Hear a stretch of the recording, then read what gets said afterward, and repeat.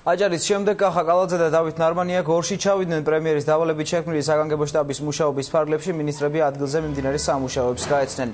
ვიცე-პრემიერმა და რეგიონული განვითარების მინისტრმა დაზიანებული შენობები დაათვალიერეს. მათი განცხადებით გორში გაწმენდითი სამუშაოები უკვე დაწყებულია, რაც შეეხება გადახურვის პროცესს, ის რამდენიმე დღეში დაიწყება.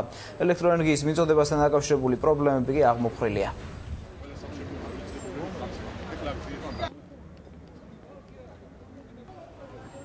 მიმდინარეობს აღდგენითი სამუშაოები.